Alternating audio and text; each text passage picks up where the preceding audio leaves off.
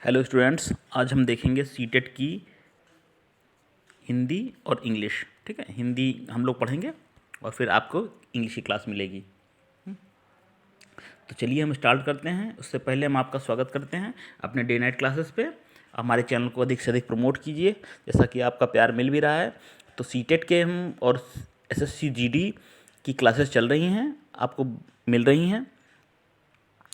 चलिए हम कुछ क्वेश्चन देखेंगे। जो ये देखिए, हिंदी और इंग्लिश ये प्राइमरी में और जूनियर दोनों लेवल में आती हैं। ठीक, तो इनकी तैयारी तो आपको कॉमन तरीके करना है, जिन स्टूडेंट ने दोनों भरे हैं। चलिए सीटेट की हिंदी के क्वेश्चन देखेंगे। करते रहिए हमारे चैनल को सब्सक्राइब, शेयर।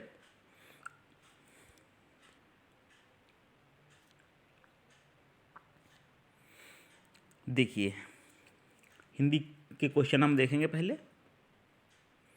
ये आपका कविता दी हुई है, कविता पर आधारित प्रश्न है। कविता को पढ़कर आधारित प्रश्नों के उत्तर देने हैं आपको। चलिए पढ़ेंगे। मेघ आए बड़े बन ठन के संवर के, आगे आगे नाचती गाती बयार चली। दरवाजे खिड़कियां खुलने लगी गली गली, पाहुन ज्यों आए हों गांव में शहर के। मेघ आए बड़े बन ठन के संवर के।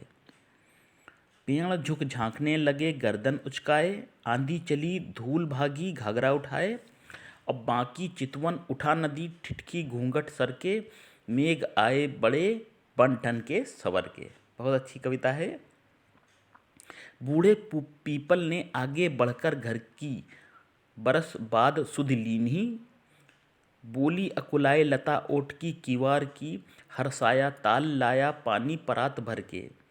मेघ आए बड़े बन ठन के सवर के। क्षितिज अटारी गहराई दामनी दमकी, क्षमा करो गांठ खुल गई अब भ्रम की। बांध टूटा झरझर मिलन के असु डर के। मेघ आए बड़े बन ठन के सवर के। अब प्रश्न देखिए, इसके उत्तर आप देने का प्रयास करिए 15 सेकंड में। मेघ आए बड़े बन ठन के सवर के, पंक्ति का भाव किसमें है? किसमें है पंक्ति का भाव? मेघ आए बड़े बंठन के सवर के, इसका क्या मतलब है? चारों ऑप्शन देखिए और सरल हैं। इसका जो ऑप्शन उत्तर निकल रहा है, बादल जो आए हैं बहुत सज धज के आए हैं। सरल है, बिल्कुल है। बादल बहुत सज धज के आए हैं। मेघों के आने से लगता है, मेघों के आने से क्या लगता है? ऑप्शन देखिए ABCD।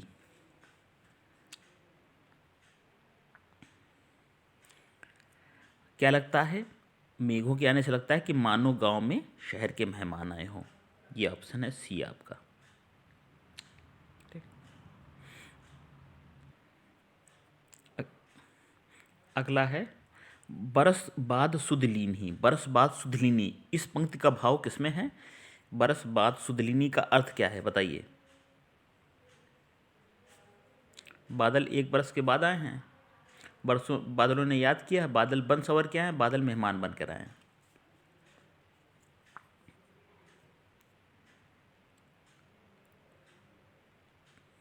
ऑप्शन देखिए, बादल एक बरस के बाद आए हैं। पूरी कविता में कौन सा अलंकार है ये बताना है, बताइए कौन सा अलंकार प्रयोग हुआ है इस कविता में। 15 सेकंड टाइम लीजिए।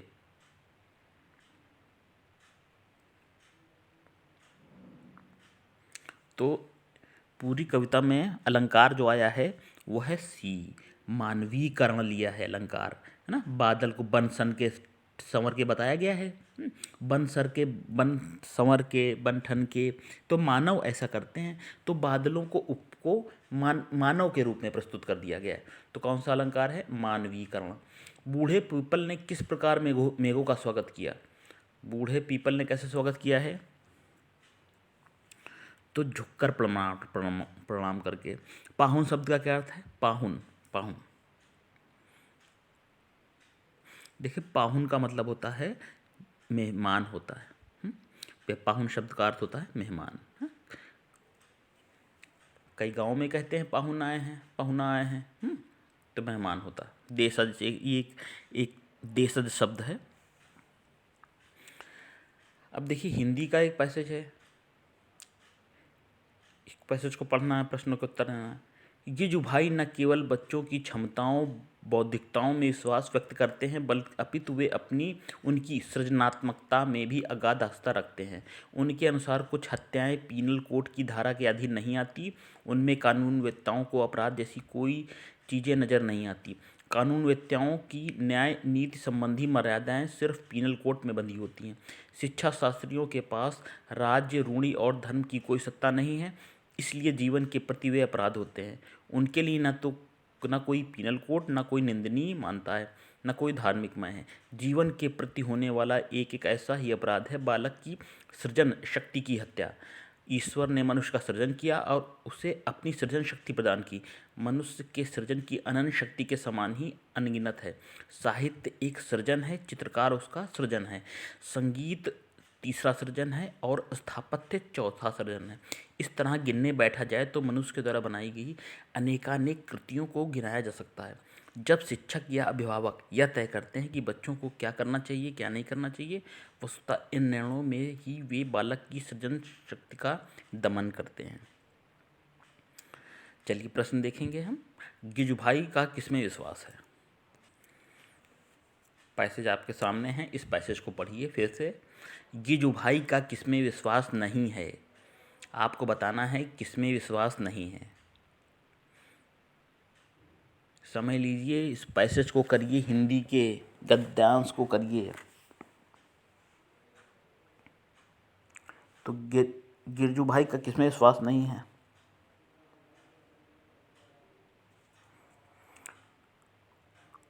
देखिए, उनकी रचनात्मकता में विश्वास है, बच्चों की बौद्धिकता में विश्वास है, उनकी क्षमता में विश्वास है, उनके भविष्य का निर्माण और शिक्षकों को अभिभावकों द्वारा तय करने में, इसमें विश्वास नहीं है।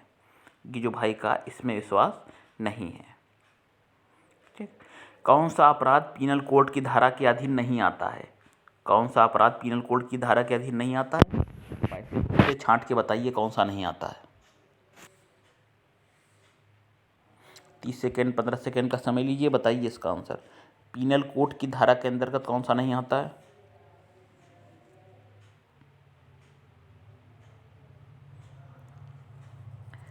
बच्चों की सृजन शक्ति का दमन, ये आंसर होगा ए आपका।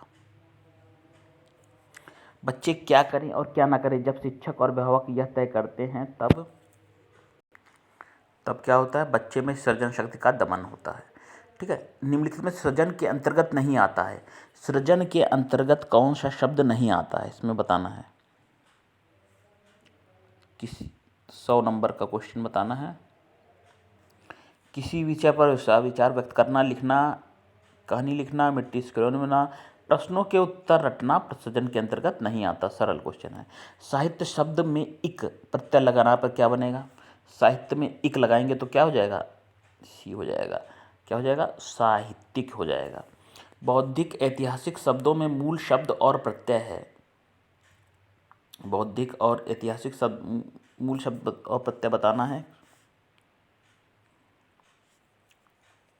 इसमें आपको बताइए कौन सा होगा।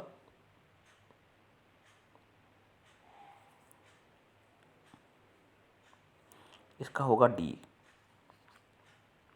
बुद्धि मूल शब्द प्लस इक प्रत्यय, इतिहास मूल शब्द इक प्रत्यय। ठीक है। बुद्धि जो है आपका, इसमें इक लगा है और ऐतिहासिक में इक प्रत्यय लगा हुआ है। न्याय नीति में समास बताना है। न्याय नीति में कौन सा समास है? न्याय नीति में आपका कौन समास है? तत्पुरुष समास है। ईश्वर का पर्यायवाची नहीं है। सरल क्वेश्चन है बिल्कुल। ब्रह्मा नहीं है। समान का विलोम शब्द है। समान का क्या हो जाएगा? समान का हो जाएगा आपका असमान। D option. समान का असमान हो जाएगा। अब एक क्वेश्चन बताइए, आपके हिंदी के क्वेश्चन हैं आपके, भाषा पर आधारित, पेडागॉजी। भाषा की क्या परिभाषा होगी? भाषा की परिभाषा विकल्पों के अनुसार बताना है। 106 प्रश्न नंबर का। जानने का तो उसका व्याकरण जानना है, नहीं।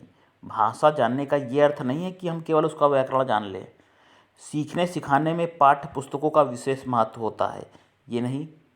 ऐसा नहीं कि पाठ्य पुस्तकों के माध्यम से ही भाषा सीखी जा सकती है, केवल व्याकरण पर ही आधारित होती है, ये भी नहीं। जीवन की विभिन्न स्थितियों को साधती है। भाषा जो होती है वो जीवन की सबसे सटीक परिभाषा है, जीवन की विभिन्न स्थितियों को साधती है। तो क्योंकि भाषा एक ऐसा माध्यम है जिसके माध्यम से हम अपने विचारों को एक दूसरे के सामने शेयर कर सकते हैं, बांट सकते हैं। ठीक। अगला प्रश्न है, भाषा की कक्षा में समाचार पत्र पत्रिकाओं का उपयोग यह सुनिश्चित करता है कि भाषा की कक्षा में समाचार पत्र और पत्रिकाओं का प्रयोग क्या सुनिश्चित करता है, बताना है। 107 नंबर क्वेश्चन। समाचार पत्रों का प्रयोग भाषा में क्या प्रदर्शित करता है? शिक्षण सामग्री का प्रयोग हो रहा है, ये नहीं बताता। बच्चों की भाषा और समाचार पत्र का प्रभाव पड़े, इसलिए भी नहीं। बच्चों को शीर्षक याद नहीं है, इसलिए भी नहीं। बच्चे प्रमाणित लेख, समाचार आदि पर अपनी प्रतिक्रिया देने की क्षमता रखते हैं। ठीक है, ये होगा आपका समाप्त का। बच्चे जो पढ़ते हैं लेख समाचार, उस पर अपनी रिएक्शन देते हैं, क्या उसके उनकी क्या प्रतिक्रिया है इस पर। सुलेखा जब तब बच्चों के साथ बातचीत करती रहती है, वह, आपको विकल्प बताना है क्या सही होगा। बच्चों के साथ बात करती रहती है सुलेखा जब तब, तो बच्चों को वो वाचाल बनाना चाहती है, नहीं। सदैव बच्चों की परीक्षा ले रही है, ये भी नहीं। समय नष्ट कर रही है, ये भी नहीं। बच्चों की भाषा अर्जित करने के लिए सुलेखा परिवेश दे रही है। ठीक है, ये होगा डी ऑप्शन आपका। चलिए और प्रश्न देखेंगे हम।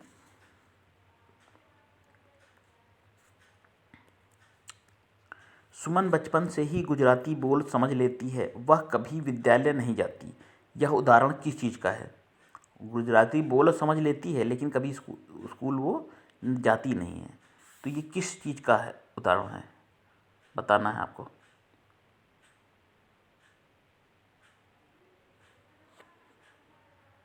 सुमन की प्रतिभा का नहीं है, भाषा सीखने का भी नहीं है, भाषा पिछड़ापन है, ये भाषा अर्जन है। भाषा अर्जन है, गुजराती परिवेश में जन्म लिया उसने, गुजराती बोल लेती है, तो ये भाषा अर्जन होगा। प्रतिभा नहीं होगी, पिछड़ापन नहीं होगा, सीखना भी नहीं होगा, भाषा अर्जन करती है के माध्यम से। हम अपने परिवेश, जैसे इससे पहले बताया हमने आपको, अपने परिवेश, वातावरण, परिवार और क्षेत्र से जो भाषा सीखते हैं उसको कहते हैं हम भाषा अर्जन। ठीक है।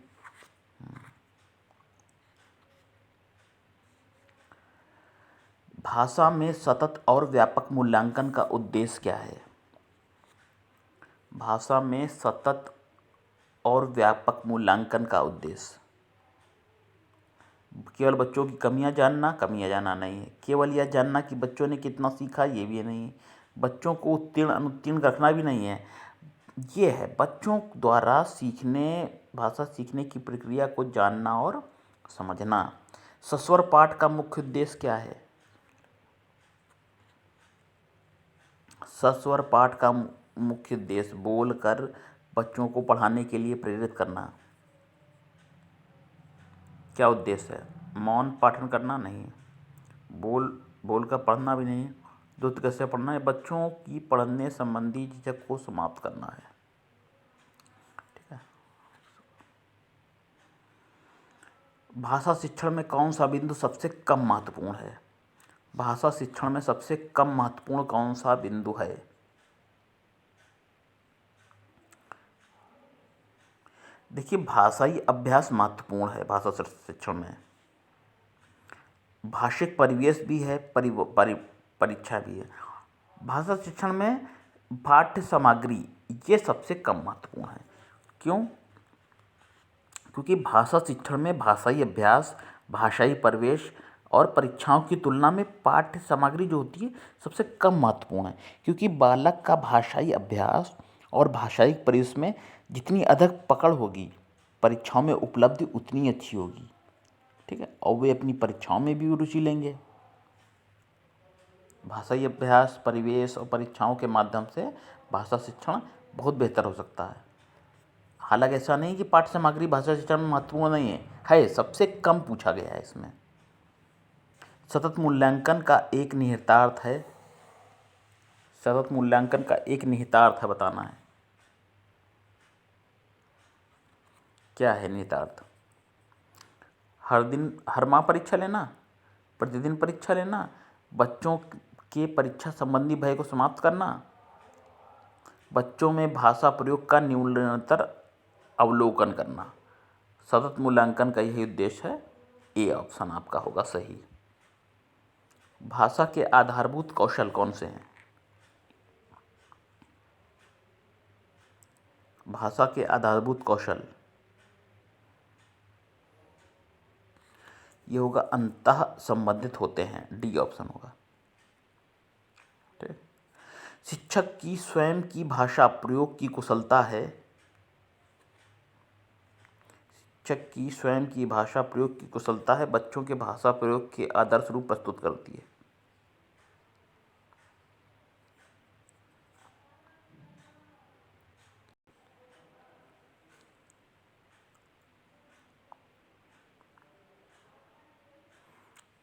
चलिए अगला देखेंगे। स्वाभाविक अभिव्यक्ति, कल्पनाशीलता, कौशल और सोच को विकसित करना क्या चीज़ है? विकल्प देखिए स्वाभाविक अभिव्यक्ति, कल्पनाशीलता, कौशल और सोच को विकसित करना भाषा शिक्षण का एक महत्वपूर्ण उद्देश्य है। ठीक है, भाषा शिक्षण का महत्वपूर्ण उद्देश्य क्या है? स्वाभाविक अभिव्यक्ति, कल्पनाशीलता, कौशल, सोच को विकसित करना है। 120 का ऑप्शन क्या हो जाएगा आपका? डी हो जाएगा। ठीक है, चलिए स्टूडेंट, नेक्स्ट क्लास में हम आपको इंग्लिश के क्वेश्चन बताएंगे। ठीक, पैसेज बताएंगे और इंग्लिश पेडागोजी के जो क्वेश्चन आते हैं, इसमें हिंदी के हमने बताया। तो चलिए स्टूडेंट, शेयर करिए इस वीडियो को ज़्यादा से ज़्यादा, और हमारे चैनल को ना किया हो तो सब्सक्राइब कर लीजिए। ठीक है, और हिंदी आपको बताइए प्राइमरी में भी, जूनियर लेवल में ये आएगी, इसी प्रकार के क्वेश्चन आते हैं, पढ़ते रहिए और सीखते रहिए कुछ ना कुछ नया। चलिए फिर मिलेंगे, नमस्ते।